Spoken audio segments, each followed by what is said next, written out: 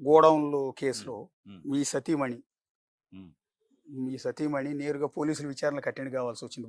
బహుశా పాపం ఆవిడ ఎప్పుడు వంటగది వదిలిపెట్టి బయటికి రారేమో, ఇల్లు వదిలిపెట్టి బయటికి రారు. అలాంటి ఆవిడ పోలీసు విచారణకు రావాల్సి వచ్చింది. ఆ రోజు మీరు కూడా చాలా బాధపడ్డారు.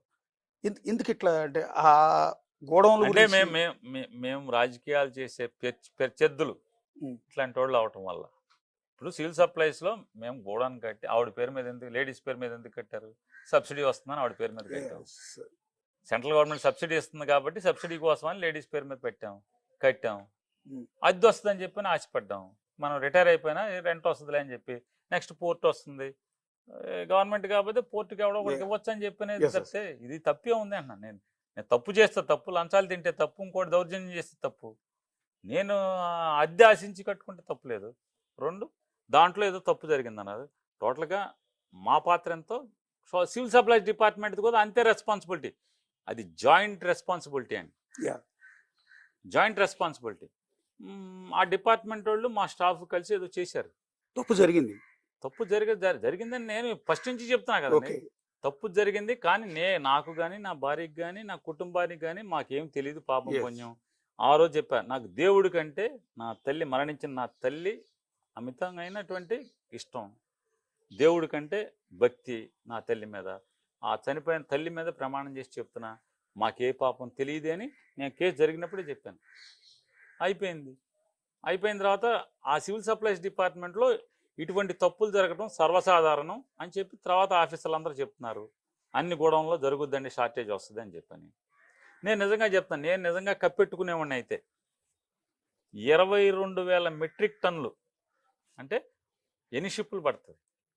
ఒక షిప్పులో పట్టేటువంటి అంత బియ్యాన్ని ఇక్కడి నుంచి తీసుకెళ్ళి ఇట్లా ఎన్ని షిప్పులు వెళ్ళిపోయినాయో కదా, మీరే పట్టుకున్నారు కదా. అంటే అంత బియ్యాన్ని వాళ్ళు కొనుక్కోగలిగినప్పుడు 7-8 లారీలు నేను నైట్ పెట్టలేనా? Yes sir. పెట్టాలనుకుంటే. రెండోది ఇంకొకటి, నా దగ్గర కేజీ 90 రూపాయలకు వసూలు చేశారు. వసూలు చేస్తారు పెనాల్టీతో సహా అని నాకు తెలుసు. గవర్నమెంట్ వాల్యూ 45 రూపాయలు ఉన్నదాన్ని వీళ్ళు రిమాండ్ రిపోర్ట్లో రాశారు 10 రూపాయలకి అమ్మారు దీన్నని. 10 రూపాయలకి కేజీ 10 రూపాయల చొప్పున అమ్మారు అని చెప్పని పోలీసు రిమాండ్ రిపోర్ట్లో రాశారు. అంటే కేజీ 10 రూపాయలకి అమ్మి 90 రూపాయలకి నేను కడతాకి ఎందుకు దొంగతనం చేస్తాను? 40 రూపాయల వాల్యూ దాన్ని 10 రూపాయలకి అమ్మేసి ఎట్లా అది కప్పడకుండా ఎట్లా కప్పెట్టగలను? అవదు కదా. వాళ్ళే రిమాండ్ రిపోర్ట్లో కేజీ 10 రూపాయలకి అమ్మంటారు. పోనీ 45 రూపాయలది నేనేమన్నా 60 రూపాయలకి అమ్మి 45 రూపాయలు గవర్నమెంట్ కట్టేశానంటే 10 రూపాయలకి గవర్నమెంట్ ఉద్యోగస్తులు మా దగ్గర ఉద్యోగస్తులు కలిసి అమ్మారని పోలీసే చెప్తుంది. 10 రూపాయలు కేజీ అమ్మి నాతో కేజీ 90 రూపాయలు కట్టించుకున్నారు. అంటే ఇవన్నీ చూస్తుంటే ఏమనిపిస్తుంది అంటే నారా లోకేష్ గారి రెడ్ బుక్ లో పేరినాని గారి పేరు ఉందని అనుకోవాలా? ఉందనే అర్థం అవుతుంది కదా.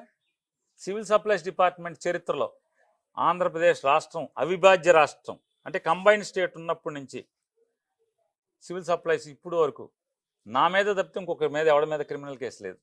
ఓకే, మీ ఇష్టం.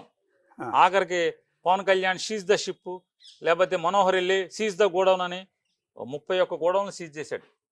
ఆ గోడౌన్లోదే షిప్లోకి వెళ్ళినాయి, సీజ్ ద షిప్ అన్నాడు. మళ్ళీ ఆ షిప్లోంచి బయటకు వచ్చినాయి. ఎవడి మీద కేసు లేదు, ఎవడి మీద క్రిమినల్ కేసు లేదు, వాటి మీద లేదు, నా ముందు లేదు, నా తర్వాత లేదు. డిపార్ట్మెంట్ పుట్టాకే క్రిమినల్ కేసు నా మీద.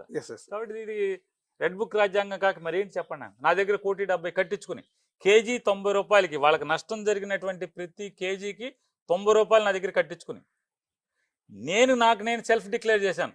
ఏమండి మా స్టాఫ్ వచ్చి మా దగ్గర షార్టేజ్ వచ్చింది అంటున్నారు, ఒకవేళ అది టెక్నికల్గా నేను కోర్టుకి వెళ్ళొచ్చు, ఎందుకంటే అది joint liability.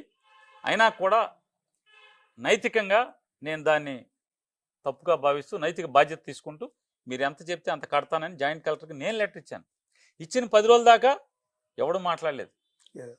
Joint collector enquiry చేసింది నేను లెటర్ ఇవ్వగానే, నువ్వు ఇంత షార్టేజ్ వచ్చిందని చెప్పి నేను చెప్పింది ఆవిడ. పైకి రాసింది ఎండి సివిల్ సప్లైస్కి. 10 రోజుల తర్వాత పెనాల్టీ కట్టించుకుని నా మీద 1,70,00,000 కట్టించుకున్న తర్వాత కేజీ 90 రూపాయల చొప్పున కట్టించుకుని నా మీద కేసు కట్టారు, నా భార్య మీద. దేనికి? నన్ను అరెస్ట్ చేయడం కోసం. ముందు మేనేజర్ మీద నా వైఫ్ మీద కట్టారు కేసు. తర్వాత నాకు నా మేనేజర్కి ఒక 10 ఏళ్లలో 1,70,000 రూపాయల ట్రాన్సాక్షన్ ఉందంట, అందుకని నేను ముద్దాయినంట. 10 ఏళ్లలో 1,70,000 ట్రాన్సాక్షన్స్ ఉన్నాయి బ్యాంక్ అకౌంట్లో వీళ్ళిద్దరికి. కాబట్టి అంటే నాకు ఫోన్ బిల్ కట్టాలన్నా లేకపోతే నాకు ఏదైనా బంకులో అప్పులుగా కట్టాలనేది నా దగ్గర పిఏగా చేసేలేడు అతను. నమ్మకంగా ఉన్నాడని అక్కడ పెట్టుకున్నాం. ఇది అందరికి పోలీస్కి తెలుసు, Yes, yes. కేసు కాదని తెలుసు, ఎఫ్ఐఆర్ చేయాల్సిన పని లేదని తెలుసు. మరి రెడ్ బుక్ కాక ఏంటిది, ఏం బుక్ ఇది? అదే అయిపోయింది. నేను చెప్తాను, ఇవాళ పట్టా ఉంటే దొంగ పట్టా చూపించమంటున్నా కదా. ఓకే, ఈనాడులో రాయించడం ఎందుకు? Yeah.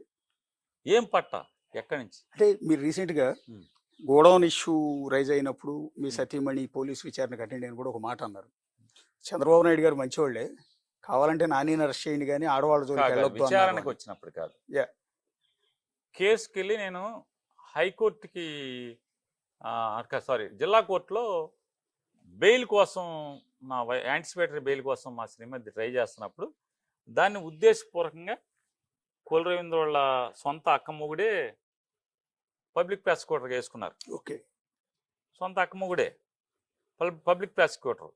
అతను మాట మాటకి దీన్ని వాయిదాలు అడుగుతూ, అంటే ఉద్దేశపూర్వకంగా వీళ్ళ కేసుని వాయిదాలు వేస్తుంటే, వాయిదాలు వేస్తూ అరెస్ట్ చేయాలని. నాకు ఐఏఎస్లతో పరిచయాలు ఉన్నాయి, చిన్న స్థాయి ఉద్యోగస్తులు బోలంతమంది తెలుసు. నేను సచివాలయంలో ప్రతోడికి యాక్సెసిబుల్గా ఉండేవాడిని, ప్రతి ఎవరు వచ్చినా హెల్ప్ చేయడానికి ప్రయత్నం చేసేవాడిని. దేవుడు అధికారం ఇచ్చాడు, దీన్ని ఉన్నంతలో బాగా వాడాలని అనుకునేవాడిని. దాని మీద ఏం జరిగినా నాకు సమాచారం ఎక్కడొక్కడ ఎవరో ఒకళ్ళు మన హితులు ఉంటే చెప్తూ ఉంటారు, మేలు పొందినట్టు చెప్తాడు. సార్ ఇప్పుడు మీ వాడు 3 సార్లు 4 సార్లు వచ్చాడండి సీఎం దగ్గరికి, మన కక్ష పేరు నానిగాడు ఆడి మీద వేసేయండి, ఆడవాళ్ళ జోలికి ఎందుకే అని అన్నాడు, ఇది ఇంత ఎదవయా అని చెప్పాను నేను. ఎస్ ఎస్, అదే అదే, అది కొంచెం అటైతే జగన్మోహన్ రెడ్డి గారు బస్సుల వ్యాపారం అంతా కూడా జేసీ ప్రభాకర్ రెడ్డి వాళ్ళ భార్య పేరు మీద పెట్టి చేశాడు. ఏది, లారీ చాసీసులు కొని బస్సులు కట్టాడు. జగన్మోహన్ రెడ్డి గారు అయితే అసలు ఆ అమ్మాయిని ఎఫ్ఐఆర్లో కూడా తేబాకండి అని చెప్పాడు. అసలు వెళ్ళబాకండి, అమ్మాయి దగ్గరికి విచారించక కూడా వెళ్ళొద్దు అన్నాడు జగన్మోహన్ రెడ్డి గారు. ఎవరు తప్పు చేశారు? ఆ భార్య పేరు మీద పెట్టి వ్యాపారం వాళ్ళను జిఎం వాళ్ళు కలిసి చేశారండి, చాసీస్ లాగా కొనుక్కొచ్చారు, ఇదంతా వీళ్ళు చేశారని చెప్పారు. అయితే వాళ్ళిద్దరి మీదకి వెళ్ళండి యాక్షన్కి అని చెప్పారు. నేను ట్రాన్స్పోర్ట్ మినిస్టర్ కదా, కనీసం విచారణకు కాదు ఆవిడ దగ్గరికి కూడా ఎవడలేదు. మరి చంద్రబాబు ప్రభుత్వం మా ఆవిడని జనవరి 1 రోజు బెయిల్ వచ్చాక తీసుకెళ్లి స్టేషన్లో 4 గంటలు కూర్చోబెట్టారు.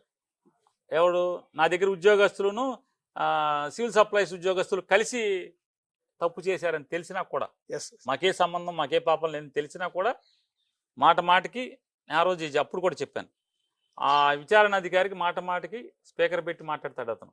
కుల రవీంద్ర ఫోన్ చేస్తాడు, ఏంటి ఆవిడ వచ్చిందా, క్వశ్చన్లు అన్ని జాగ్రత్త రాసుకున్నావా, అన్నీ అడుగుతావా, గట్టిగా రాబట్టు. స్పీకర్ పెట్టినట్టే నాకు ఏ పాపం తెలియదు, ఇది నేను చేసేదంతా ఆడి కోసం చేస్తున్నానని చెప్పని నాకు తెలియటం కోసం స్పీకర్ పెడతాడు. లేదా స్పీకర్ ఎందుకు పెడతాడు? నా భార్యను ముందు కూర్చోబెట్టుకుని ఫోన్లో స్పీకర్ పెట్టి మాట్లాడతాను. స్పీకర్ పెట్టి మాట్లాడతా అంటే ఏంటి మరి, ఇంత ఎదవయా అని చెప్తాక చెప్పాను నేను, ఇంత వెదవగా ప్రవర్తిస్తున్నాడు అని చెప్పడం కోసం నేను చెప్పాను ఆ రోజు. వాస్తవం అది. చంద్రబాబు దగ్గరికి వెళ్తే మనకు పేరు నాని గడి మీద కక్ష ఆయన వేసేయండి అని చెప్పి, నన్ను వేయలేక ఇవన్నీ ఎందుకు, నా భార్య మీద వీళ్ళ మీద ఎందుకు, ఇప్పుడు నన్ను వేయలేక నా కొడుకుని పెడతాం ఎందుకు? పట్టాలు పంచింది నేను, ఎంఆర్ఓ, నేను, మున్సిపల్ కమిషనరు అందరం కలిసి పంచిపెట్టాం, ఆర్డీఓ కలిసి పంచిపెట్టాం. ప్రతిదీ గవర్నమెంట్ రికార్డులో ఉంది, నవశకం పోర్టల్లో ఉంది, ప్రతి చోట ఈ మొత్తం వ్యవహారం అంతా అన్ని చోట్ల అన్ని సైట్లలో ఉన్నాయి. మరి నన్నేసుకో, నా కొడుకుని వేయాల్సిన కక్ష నాకు అంటే నీ మీద పోటీ చేశాడు కాబట్టి నా కొడుకుని కూడా కలిపి అరెస్ట్ చేయాలని.